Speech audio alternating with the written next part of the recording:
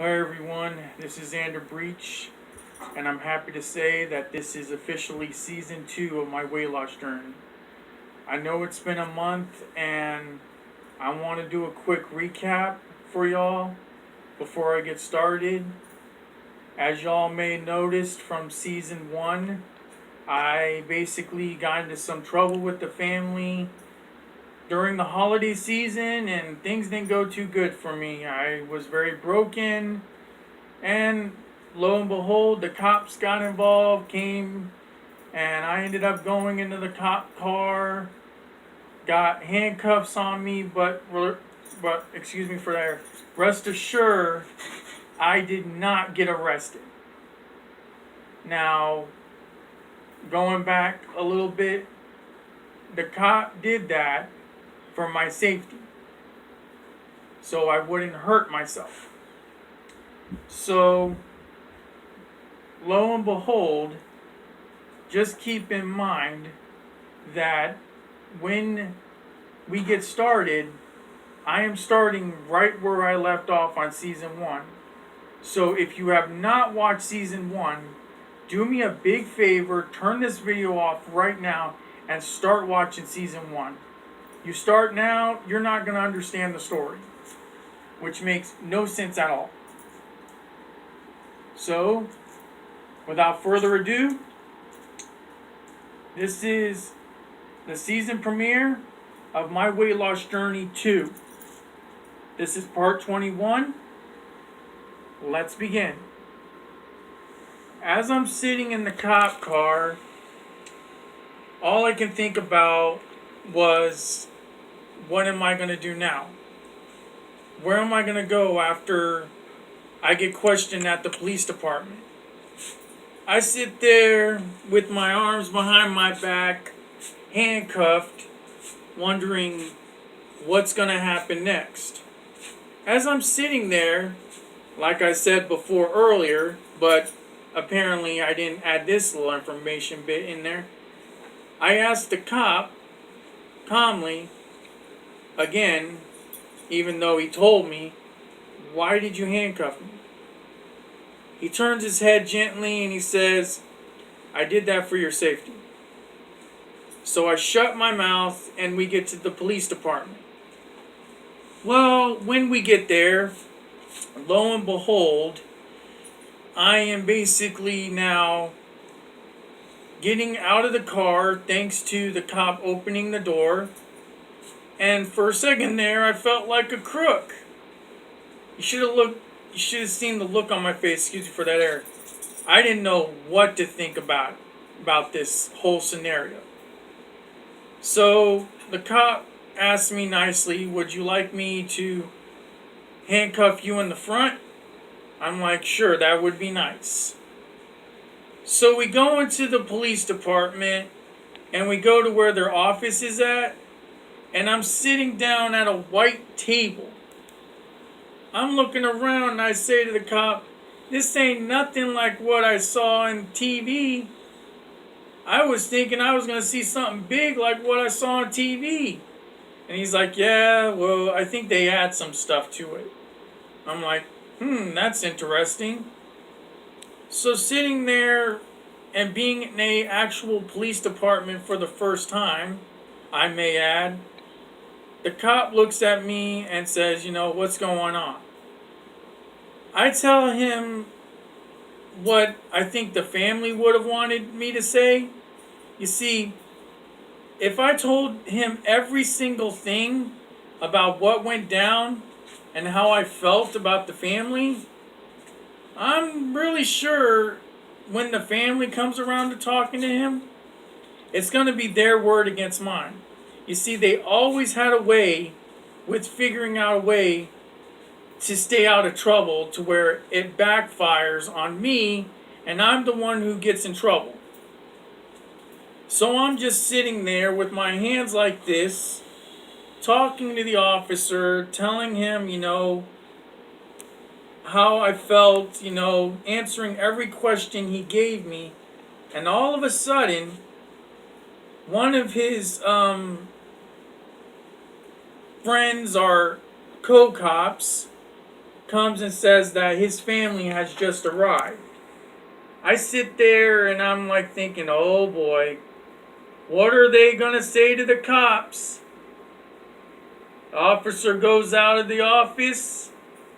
They're wondering where I'm at.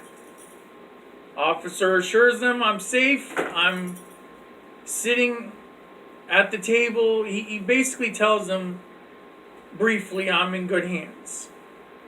So as I'm sitting there, I can hear everything they're saying. Everything. I don't want to go into certain details about what they're saying, but I do know that I'm hearing everything they're saying. All I can hear is everything that went down during the holiday season, what I did so wrong, what I did badly, what they thought I was at fault for, saying I need help, saying some things I did that related to a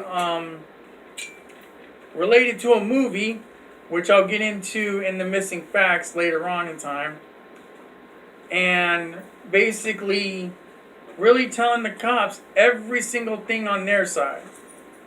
I was dead quiet. I figured the best thing to do while I'm in this place is keep my mouth shut.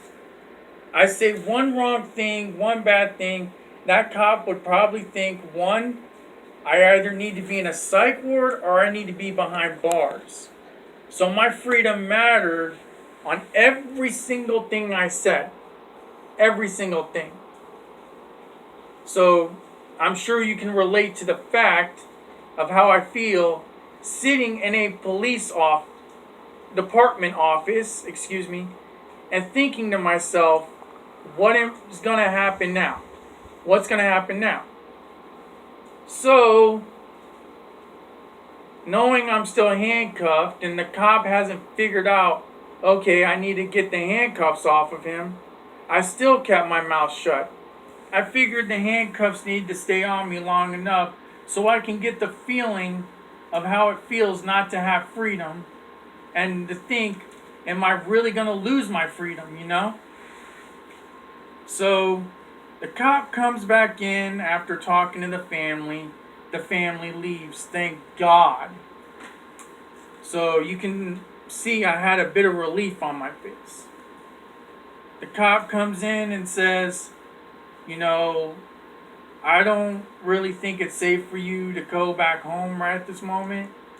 And I look at him and all I can think about is, hey, I agree with you. I don't even want to go back in the first place. So, and that's what I'm thinking. And he says, we're going to take you someplace safe. All right, this is what's going through my mind. What's the safety place? What's going to happen next? So, the cop takes the handcuffs off of me, apologizing, saying, I'm sorry I didn't take the handcuffs off of you sooner. And I'm like thinking, well, maybe it was for the best. And I said quietly, that's all right. All I cared about right now is to find out where I was going. So the cop, takes me to the cop car, opens up the cop car, and we start heading someplace safe. Maybe took like 15-20 minutes to get there, I don't know.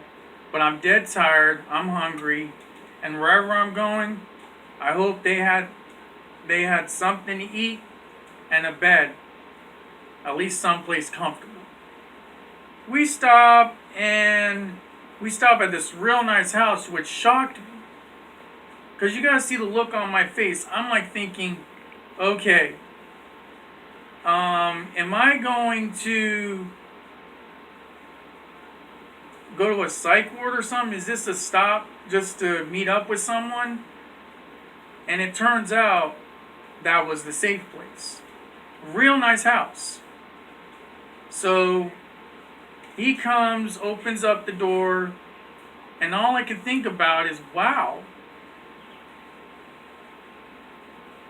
I may be getting another much needed vacation from the family again.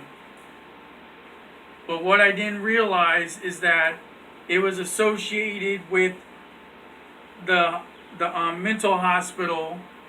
One of the people there was associated with the mental hospital that I was going to go to for appointments. And what I didn't realize is that the two next places that I was about to go to was about to be my recovery from the horrible, I stress the horrible, cannot stress that enough, the horrible holiday season I went through in 2006. And if you don't know by now, the year is 2007 during this time, and it is the night of January 2nd of 2007, right after New Year's. If you don't remember correctly, I wanted to jog your memory. So, with that said, I'm going to end here. This is part 21. And like I told you before, I'm back for season 2 of my weight loss journey. So, I look forward to seeing y'all for part 22. Goodbye and God bless.